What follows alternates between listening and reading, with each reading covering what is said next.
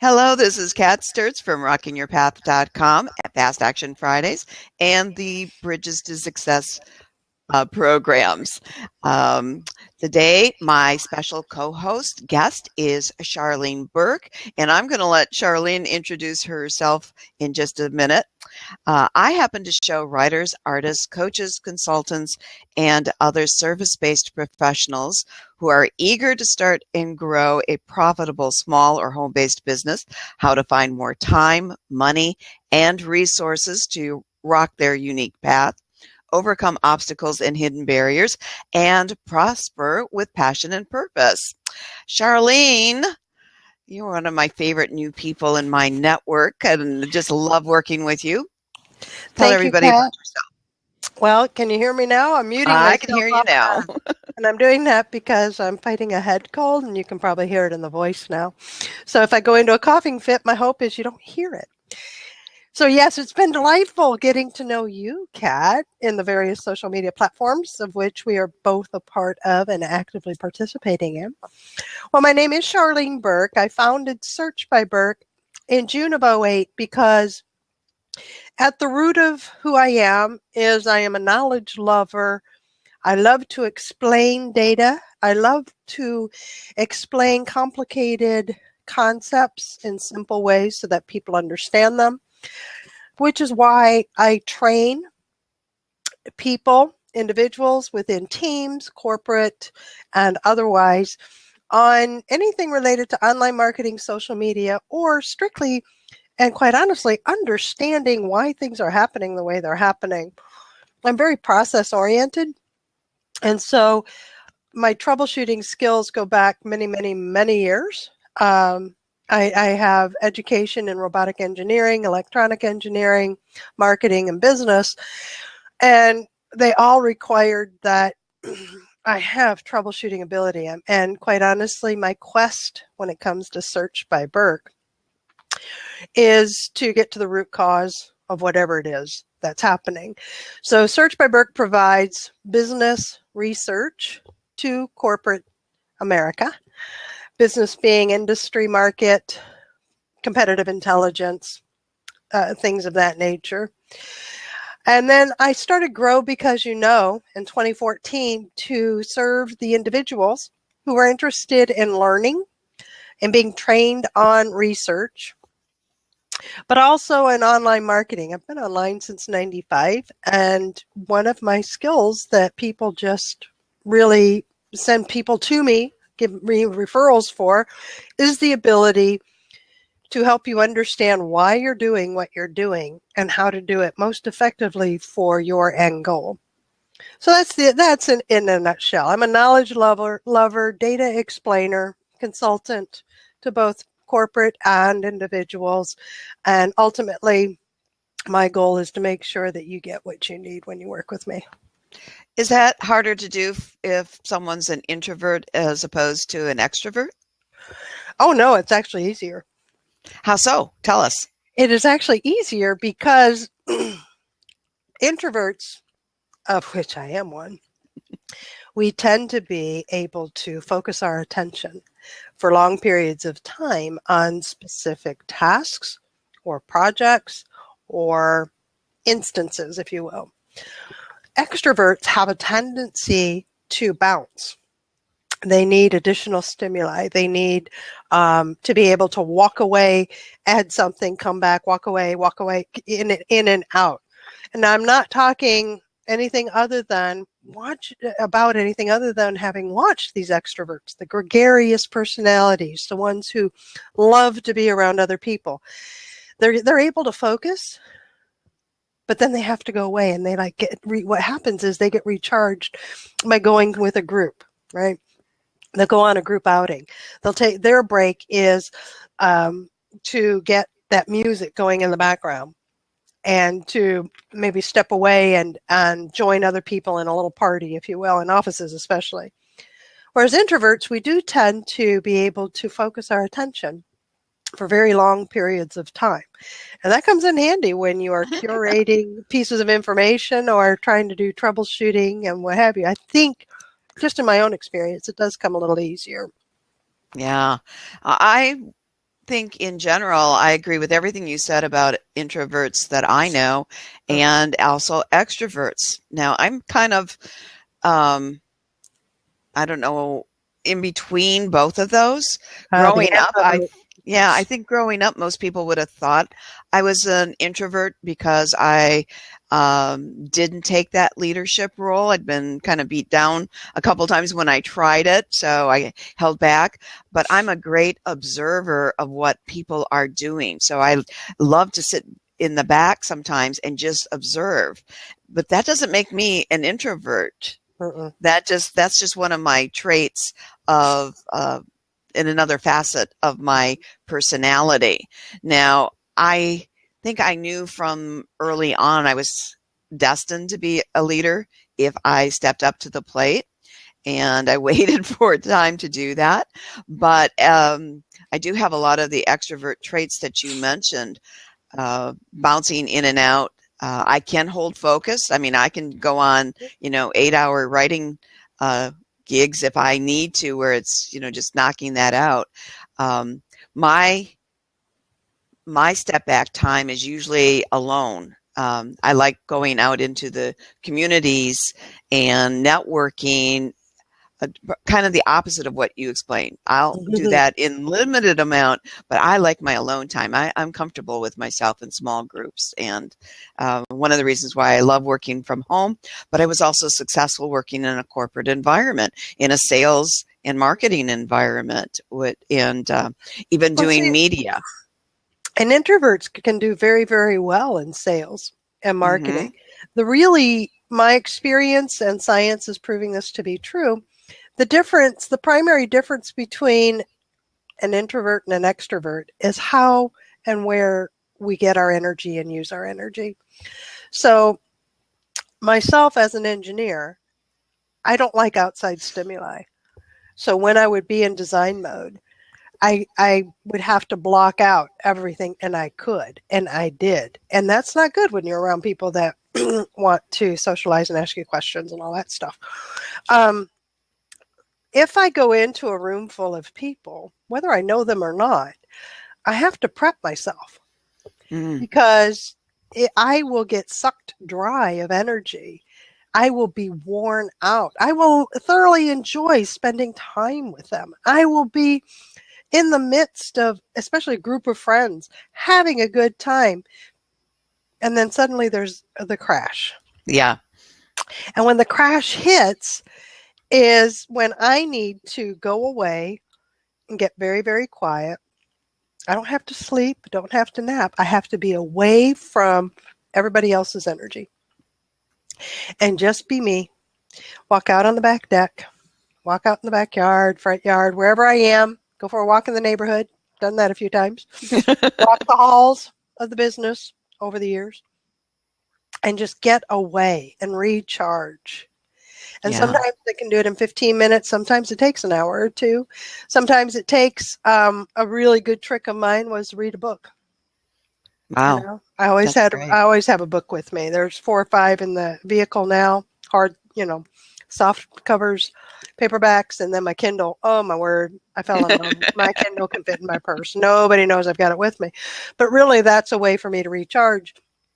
Because I get completely away from other people, I sit quietly and I focus my attention on something that's interesting to me. And I go away for a little while and I walk away refreshed. And now I can come back to the group or I can come back to the team when before I was hitting the crash. I was going to go down. I was blanking out. There wasn't anything else going to come out of me because I felt sucked dry of any energy, felt completely exhausted.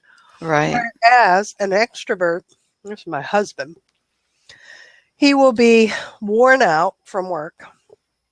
He does very physical work. And he will get himself ready to go out for the evening. And when you see him get around a group of people, suddenly he can go all night long. Yep. It's like he's just like we plug ourselves in. Yeah. Whereas they're plugging into me and pulling it out, he's plugging into them and getting all up and ready, and he can go and he will. Yeah.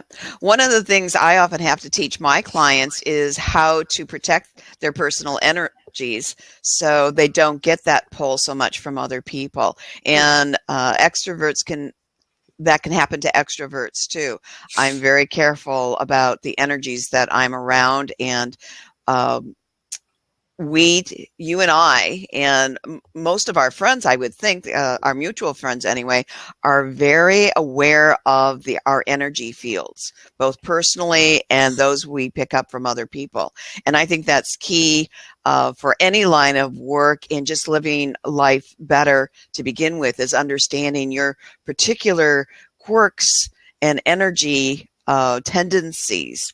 So, being an introvert, what tips do you have to help people shine as an introvert? And I don't think it's necessary that they have to come out of their shell. I'm not sure I really like that terminology, because I don't want to change people. I want people to be the best they can be, but still be true to their core. Mm-hmm. So if you are aware enough to understand that you are an introvert, and when I became aware of that's what it would be called, I could see more and more the commonalities of with other people, right? When they talk, and I'd get it, and I'd talk with them. And this is way over the years. I mean, from a kid forward. So what I've learned to do, and I do this with platforms like Blab, because I have my morning program. I do this because I speak on stage, because I do live workshops, in person and in live stream, all of which, by mere virtue of the fact I'm participating, can be energy sucking. I prepare. I have to prepare myself. So I'm very conscious and aware of who I am and what I'm bringing to the table. I'm also, in preparation, I determine ahead of time what part of the environment can I control. So if you asked me to be on here, one of the questions I asked was for how long? Mm-hmm. What were we going to talk about? What did we expect? What did you expect to happen when I came on? So that I could gauge whether or not I could prepare myself to be the best I could be when I came on here. And I could, and that's why I agreed to be here. So I had a team meeting that happened before this, and I knew it was going to happen. So I prepped myself before the team meeting so that I could get things done. Then at the last minute, because it's the team that I know so well, they held me in the room until the last minute. And suddenly I'm here and boom, we're started, right? So one of the things that I do is I have something that I love nearby so that I can ground myself. For me, it's books. It doesn't matter what the book is. I have learned it does not matter. If I have a book, it could be this one. I've got a hardcover, you know, I've got, see, I'm surrounded, always prepped.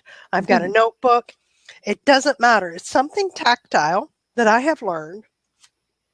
And what I did when I came on, even I was fiddling with all this, but all the while I had my hand over to the side and I was simply holding the book. And what it does for me is it grounds me a little bit and says, I'm prepping myself for something new. It's what I use. I've heard other people use something to hold in their hand, so it's in their palm. Prayer beads will work because it's a meditative state of having those beads come across your palm.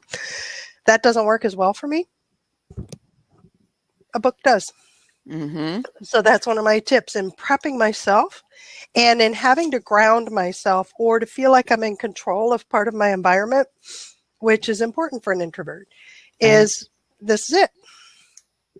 That's all it takes.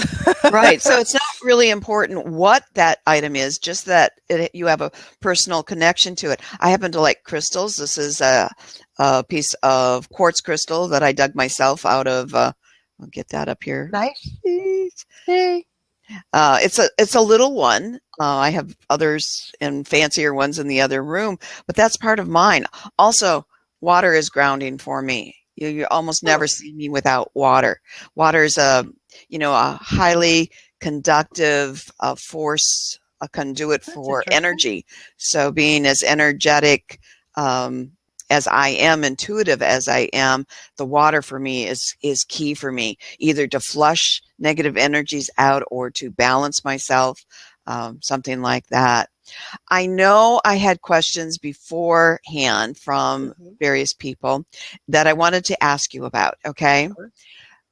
I have some introvert friends that would like to do better in business and think that they could do better in business if they weren't so afraid of being live on camera or doing, physical local presentations. Do you have tips for them? I do.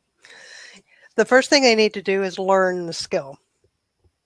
Don't just jump in and flail about, which is where the fear comes from. Most introverts that I know is that if I know ahead of time what's expected, there's the prep, right? If I know ahead of time what the rules of the game are, then I can bend the rules. But if I don't know the rules, I'm not sure what the parameters are, what's expected of me, what I'm going to expect in there. How do I prep myself for the environment I'm going to walk into? So what I recommend, and this is what I have done, is when it came to the live stream, I wandered about and I watched other people's. And I watched how they acted in live stream. And then there came a time when I saw somebody I trusted, that I knew that I wasn't going to be put up to be, anything other than just somebody who's joining a conversation. The conversation was something I could add to. And I knew it was going to be really weird. I knew it was. But I prepped my comments ahead of time, made notes. When I was invited, when the seat was open, I jumped in the live stream. I quickly made my comments. So that's really all I wanted to say. So I'm going to go ahead and I'm going to leave. And they let me leave. So now I survived, right? But again, I prepped myself. When it came to speaking in public, one of the most horrifying experiences for any of us, quite honestly, very few people actually like to just jump up and perform in front of people, even extrovert or not.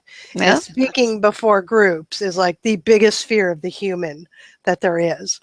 And I don't know if it's because of tomatoes or rocks, but it is our biggest fear, right? Something's going to get thrown at us, yet nothing ever does. So what I did was I found those, just like I did in live stream. Back in 2008, I knew I was going to have to speak in public to groups in person. I didn't have the safety of controlling my environment here. So I joined Toastmasters. Wow. And I honestly, I cannot tell you what my first handful of speeches were like. I don't remember them. There was stark terror involved, but I did them, and I did it within an environment that was very encouraging and nurturing and very supportive. So I went to people who knew how to do what I wanted to do, so I could learn from them how to do it. And then from there, I started going to people who were doing it well so that I could improve. So again, I prepped myself. I thought it out ahead of time. I made the plan and I went through with it, because once I had the plan in place, it doesn't matter that my knees are knocking, because I knew I would have to do this in order to be successful with my business. The same applies for those who are in sales. I've come across some excellent salespeople who are more on the quiet side, who tend to not be in the midst of the socializing, partying people. And after talking with them, especially in technical sales, they are introverts, and they went to Toastmasters. And that's so that they could learn how to do small talk. Right. Because that's also something you learn, which I didn't realize was a side additional add-on, if you will, of Toastmasters, because you go to the meeting 30 minutes early and you have an opportunity to socialize with the club members. Often, some will stay 30 minutes afterwards. And what I did while I was there was tell them, and it was not in my first or second meeting, but I'm thinking it was probably maybe into 3 or 4 months in. I told them, I said, I don't know how to act at a business networking event. I'm not, they're talking about stuff that I don't care. That's the truth. Sometimes it is. Right. What do I don't know how to do small talk or anything like that. And it was just enough that they had seen me around. They were encouraging me. They had, gotten me involved so that then I could get my first speech underway and all that. And they started helping me along, and giving me tidbits and pointers and things that I would try when I would go out to other events. And I began practicing what I was learning. It was doing, I got to put it into practice. And that was just as nerve-wracking as the initial, let's learn about it. But all the way, I kept telling myself that this is all preparation. I'm not sure where it's going to go. What I do know for sure is that in order for me to make sales for my business to succeed, I'm going to have to be in public. I'm going to have to talk with people. I'm going to have to speak to small groups. And it was small groups that I spoke to. And so that's how I did it. I identified who knows how to do it. Let me go learn from them. Let me practice. And then over the years now, I've been aligning myself with more and more experienced and practiced practitioners, if you will, of giving of knowledge, training, as well as speaking from the stage. Right. I do not have aspirations to be an international speaker, by the way, but I can do it, and I will do it if it suits what I want to relay to people. So what I'm hearing from you is you had your why. You identified your why. Why did you want to be able to present yourself, present what you wanted to share with other people? And so that's key. I mean, if there is no why, there's no reason for you to change or to put yourself out there, right? Correct. Okay. Then you took kind of some baby steps, and we can put these into the form of Fast Action Fridays with actions that take 15 minutes or less to accomplish. Number one, you did some prep before speaking engagements or opportunities to present even just a comment or two, and you'd be in a live environment of some type, either physically or online, and you took the time to prep for that. And you started very small, so just, okay, I got a couple comments I could say. That doesn't take more than 15 minutes to get it, because it doesn't need to be perfect. And even if it does, 15 minutes with a sentence should give you a pretty perfect sentence in your estimation, our estimation. You looked for a safe environment to practice in, and that's what a lot of blabs are. If you pick them within your network of people, this is a safe environment. A lot of my guests, I'm proud to say, this is their first time. It's not yours, but it's their first time doing a blab, being live on camera. And I love that. I love giving them that space. And I think also key, and this takes no time at all, is being appreciative of the safe environment that people were giving you, and then taking those action steps to actually practice. And you can't keep practicing in your head. You know that I do live community theater. Okay. Does it scare me? Yeah. The worst moment is before you say your first line of the play. I've had plays where my first lines were actually said off stage. But once that first one is off, it's like, okay, you have to deliver, because there's a live audience out there, and you just get into your character and you forget about them. But that moment before you open your mouth and you say your first line is the scariest, because you don't know for sure when you open your mouth that line's going to come out, or that you're going to remember it. I've got fears of other people forgetting their lines, whatever. So, but taking the time for actual practice. A lot of the newcomers that we have to the theater say, well, I practice all the time, but they're reading their script and they're doing it all in their head. And you're listening to your advice is you've got to practice out loud in a real environment. Yes. Now that real environment doesn't necessarily have to be the end environment. Mm-hmm. Hence the ability to practice within a Toastmasters meeting, then taking it to a different setting and practicing it there, then moving into a different setting, practicing the same thing there. So it's practice, but it is outside my own head. But Right. then one additional tip, not only do I prep myself ahead of time for the environment of which I'm going to be stepping into, but I'm also prepped for the after.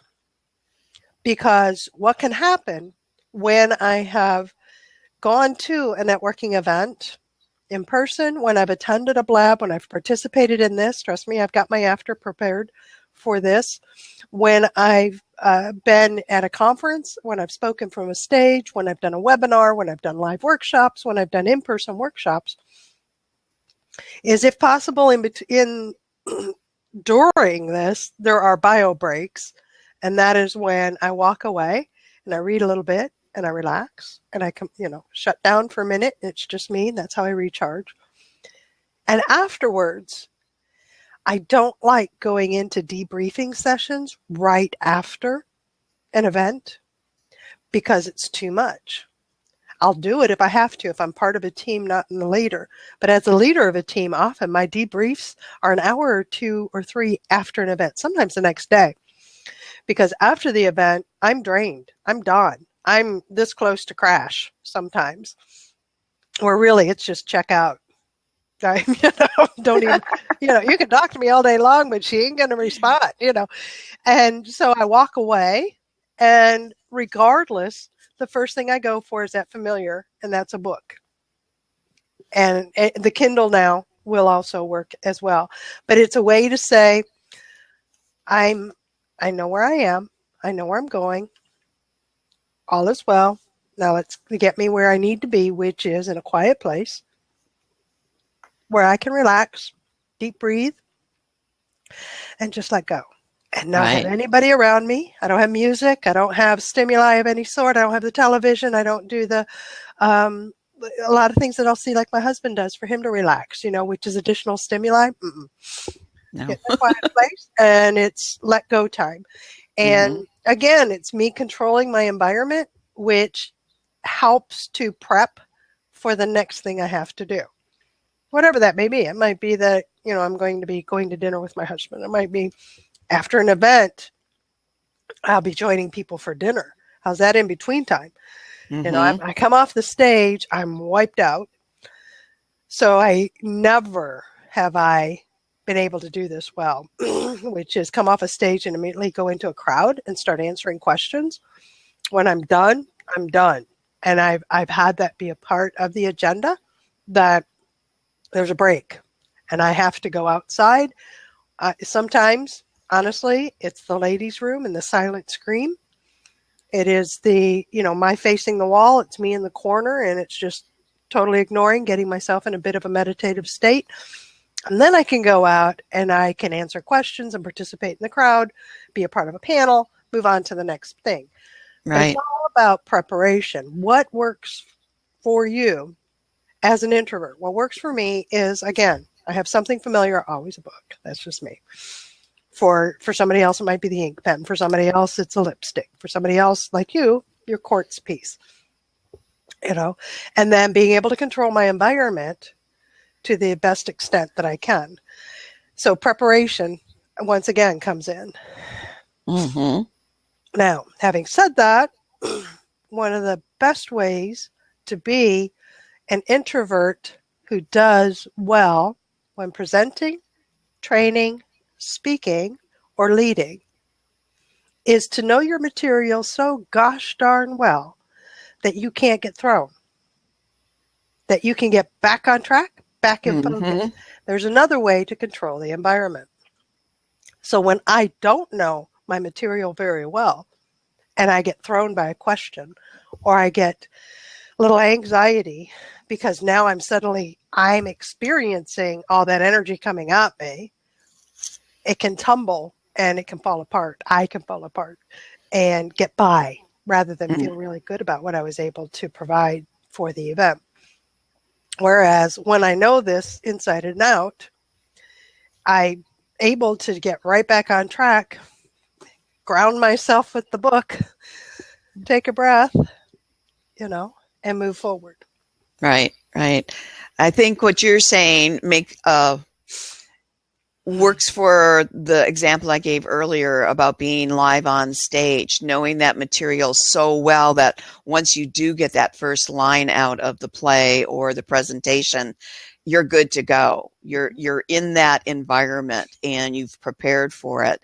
I think something else key to what you said, especially if you're going to be a presenter for someone else's event, is making sure that you've prepped them and not making excuses for that's something I see a lot of people do, whether they're extrovert or introvert, is making excuses for what they need in the presentation or after the presentation.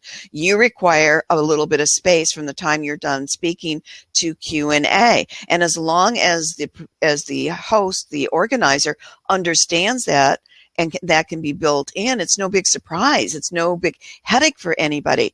The audience knows what to expect. We'll take question and, Charlene will be around for question and answers or mingling with the crowd. However you work with them, that they will announce that, then everyone knows what to expect, instead of you just running off and everybody wondering if you're okay, or you feeling like, oh my God, I just deserted the troops or whatever. Right.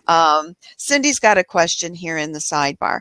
I feel a crash and need at least a full day of me time after it, or even within every week. Do you feel that blues after an event, such as a conference? Speaking as an extrovert and a cat, I eventually was named very well. I'm a Kathleen, but I'm a cat at heart. I could sleep those 18 hours a day if I could. I know I do sometimes, but I build them. And what about you, Charlene? I have what I call, if you've ever been to my morning mindset program, I have told people to please forgive me. I'm experiencing a people hangover. And that's what I call it. It is not a blues. It really is like an emotional hangover. And while I did it on purpose, meaning I was in the event, I was a participant in the conversation. I was, for instance, as I shoot pool on Sundays, and trust me, that's a lot of energy happening there. So I'm, I've got my spaces in there and my ways of focus and getting attention, going to a happy place before I shoot pool and everything else. I'm normally home by 9:00. It's not that big a deal. Well, last Sunday, I didn't get home till well after midnight, and I was up at my normal hour, which is 4:00, because I have my clock that goes off inside. And I knew I had my 8:00 program. I told everybody, I said, I've got a hangover. It's a people hangover. And it wasn't that, because the draining wasn't that I had been up till midnight, because I can do that at home when I'm reading. The draining was I was amongst all these people and they were excited because we were winning. And then we were crashing because we were losing. And then we were winning, and it's all their energy. I'm trying really hard not to be on the roller coaster, but after 10:00, I was on the roller coaster, And so I couldn't control them, and I had no place to go because I was up last. I had to be there. And so I did it. I did it and I got through it. And that's one of those instances where, all right, it just really stinks. It would have been nice had it been different, but I showed up, I did my part. And when I came on the program in the morning, I just warned everybody. They've heard it a few times over the months I've been doing this, is that you'll have to excuse me. I have a people hangover. I'm going to be a little slower. We're just going to take our time. And don't get too excited around me, please. Good. Well, I hate to end this, because I'm sure you've got even more great tips, and we'll stay around a little bit longer. I know I've got another blab at 1 that I have to prep for, and you've got other things to do as well. Is there a link to your website or a special offer you'd like to give our listeners and those watching the replay? Well, right now, I'd just like people to get to know me as an individual. You can go to Grow Because You Know, and that is www.growbecauseyouknow.com. You can go to my business website, meaning that it is the one that I talk about, and it's all, it's business stuff. Right? It's not thoughts and interesting pieces of information, if you ask me. It's more to show the business world what Search by Burke can do. And that is searchbyburke.com. But really where I want to send you would be growbecauseyouKnow.com. Okay, I think I've got that right. I put it into the seat real quick here. And any final tips? Me too, Well, lady. The final tips are be aware of who you are and what you need. Don't expect the other people to take care of you. So find what it is that will work for you. For me, it's having a book by my side. It is knowing my material inside and out. Being my best means this is what I'm going to have to do. My goal is to be my best when I walk into a situation. So prepare with quiet time, build in a little quiet time in between the beginning and end of an event. And at the end of the event, absolutely walk away so you can recharge at least 30 minutes, if not an hour, and then come back and you will be that much better for whatever the activity is that's following the event you were participated in. Oh, that's great. That's great advice. My next step action kit. Let me do this one more time so I can put it in the here. My next step action kit actually includes one tool that will help people who have that people hangover or that unfortunate adrenaline rush that turns negative inside you in a way. And that's my quick negative energy release scan. And that only takes 5 minutes or less to do. So that certainly follows our Fast Action Fridays tips. Thank you so much, Charlene, for being with us here today. Great tips both for extroverts and introverts. And we'll be putting on the Rocking Your Path website a summary of this, as well as people can get the replay. So if you've got a lovely introvert friend that you're trying to help, or just want to re-listen, make sure and check the replay that will be available shortly after. This is Kat Sturtz from rockingyourpath.com, reminding you to rock your unique path to success. Bye, everyone. See you next week. Bye.